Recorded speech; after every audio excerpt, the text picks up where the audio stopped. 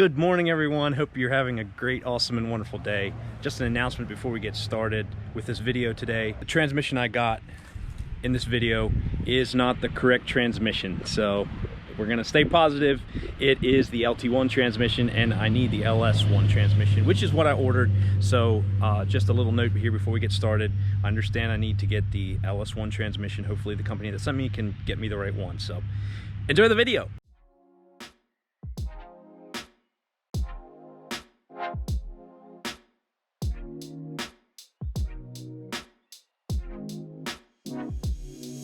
What is going on, everyone? Welcome back to the Mod Garage YouTube channel. We are going to be installing the 49-inch rear tonight. So I just got these in the mail today. They're my 3 1/4 inch U-bolt clamps. Since the tubes on the 49-inch are bigger,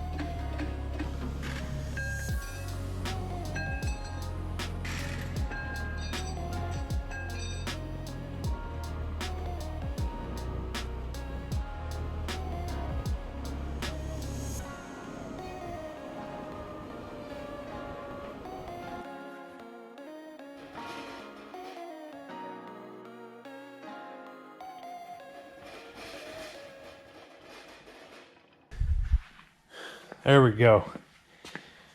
Got that out in about 45 minutes. That wasn't too bad.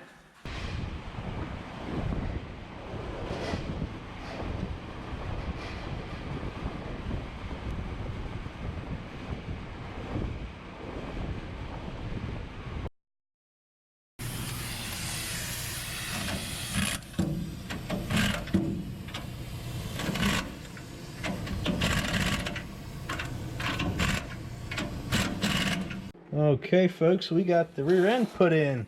The guy that built the rear end for me had to put on these spring mounts, and they were at the wrong spot.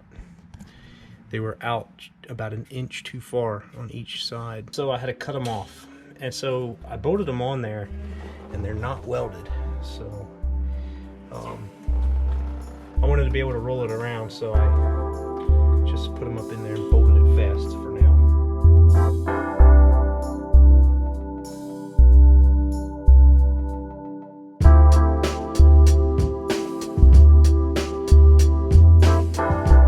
What is going on, everyone? We have finally got our transmission today. And what we have here is my 2 transmissions.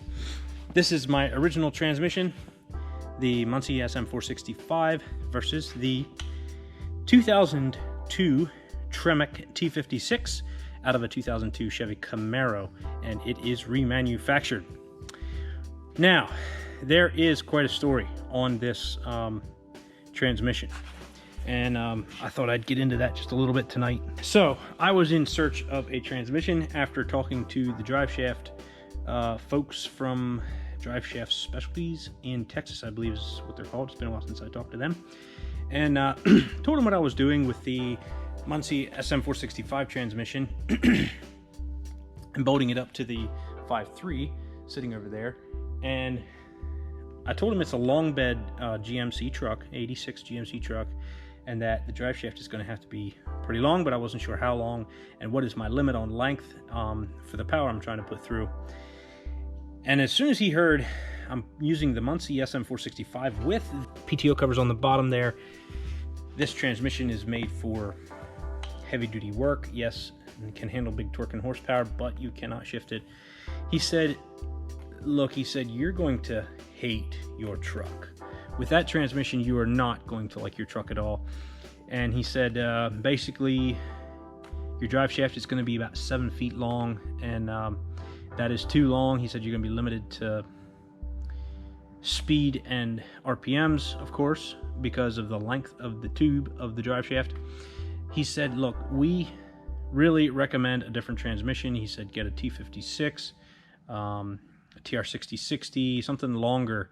And so he talked me into that. Made a lot of sense to me. I did spend some time figuring out a remote shifter for this transmission to make it work, but after talking to him and realizing that I'm not going to be able to use this transmission because of how short it is and the length of the drive shaft, I got to looking around for a T56, which is the most common in the LS world for swaps and stuff because of the torque that can go through these T56s and because of the double overdrive. Gear number 4 is straight through, and you have 5 and 6 on top of that, which I'm not sure if that one would have an overdrive or not. If direct is number 4 top gear, I'm not sure. So, and the other thing is with my rear end gear change, we went from 287s to 411. That transmission is not going to spin fast enough. So the T56 is the ticket. So I went shopping for a T56, and one night I was looking on eBay and I found a T56 transmission for $1,600 with a 3-year warranty. Everything looked good, reviews looked good, and I bought it. I wanted to pay for the transmission. They wouldn't let me pay for it through eBay. They wanted me to go on PayPal, so they sent me a request. Make sure you select friends and family or they'll reject the payment. And I was a little confused. I was like, what's friends and family? So we go online and search friends and family, and I was like, yeah, it looks good. It's just so they can get the money right away. Okay, that makes sense. That way they can ship the thing. I wanted the transmission pretty bad. Well, I did the transaction, and they said the transmission is going to ship. It went a couple days, and I emailed them back. I said, hey, did that transmission ship yet? Didn't get any shipping information. And they stopped communicating. They did not communicate. I tried and tried. I tried phone calls. I tried texts. I tried emails. I tried eBay. Finally, it dawned on me that this could be a scam. And turns out it was. Since I did the eBay purchase and paid through PayPal, eBay money back guarantee could not stand behind it. They were off the hook, so I contacted PayPal. Well, PayPal was off the hook because of the friends and family transaction, which I didn't know beforehand. Now I know. So my last resort was to go to my bank and my debit card and see if their fraud protection would cover something like that. Well, they did their homework and looked at the transaction and all the tracking numbers and stuff, and they're off the hook because I authorized the transaction. It's not like somebody else authorized the transaction. So I'm $1,600 off, and as soon as I found that out, I decided to buy another transmission. Just soak up the $1,600, not make a big deal about it, and go online and buy another one. So that's what I did. I did my homework a little more though, and made sure I got my eBay money back guarantee seller, and I did the transaction through eBay. Well, I did that from this other seller, got this transmission just today, but I had ordered and paid for this transmission over a month ago, and so I was long and waiting, and we had some miscommunications and stuff, and finally I got on the phone with them. Here, one of their transmission rebuilders had gone on vacation, could not fulfill the orders for the T56s as fast as they could before, and so the orders piled up and they had a bunch of T56s to build for people, and I thought I was getting scammed again, but I actually have my transmission, but I am several more thousand out now, so I am really happy to see this transmission. Did not come with the bell housing. I had got that earlier because I knew it wasn't coming with the bell housing, but it has nothing else on it. It doesn't even have this plug at the back. I'm not sure what that is. I don't know if that's a reverse light switch. It might be a reverse light switch. I think this is a speed sensor here. So we have a few things to do, and it does have this smaller pilot bearing nubbin, which I need to get a pilot bearing. So I want to do some measurements for that. But basically what I want to do tonight is get this bell housing bolted on.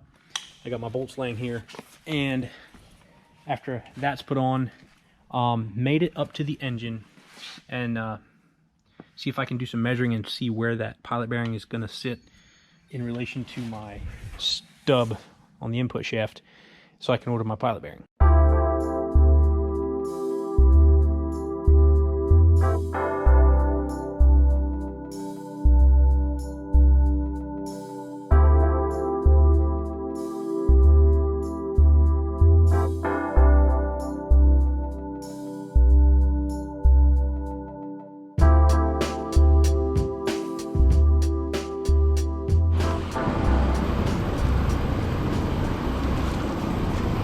Okay, I bought these little dowel pins because I have one on this side and I'm missing one on the other side, so I bought one. Excuse the fan noise, but it's very noisy in here while we're working because it's kind of hot and it's summertime. So I'm going to try to get close to the camera so you can hear me. But there's the dowel pins I'd like to put in. See if I can take that one out, but I'm going to put this one over here.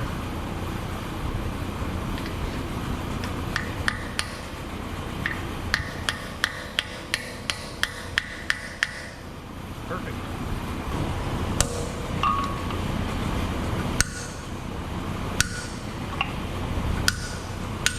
There we go. Woo! I got one more minute to do.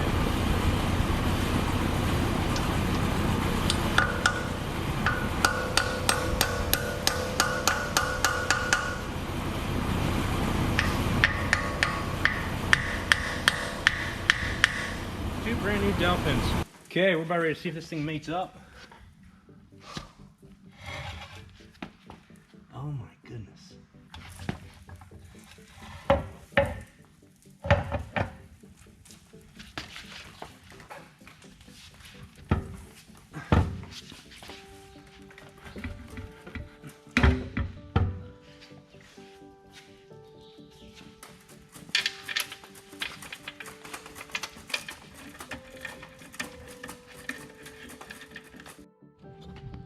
Okay, tonight we're gonna see if we can get this clutch bolted on. I got my throwout bearing today from Napa. This is an SKF ball bearing, and it supposedly fits right in there.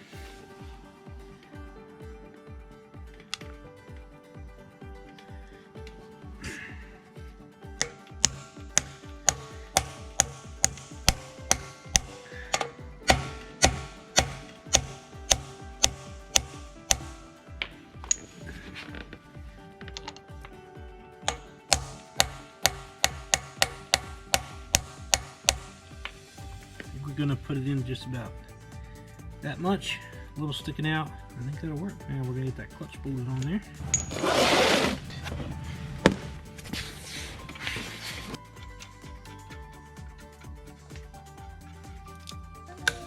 Okay, first round is done at 25 foot-pounds. Now the second round at 35. 35.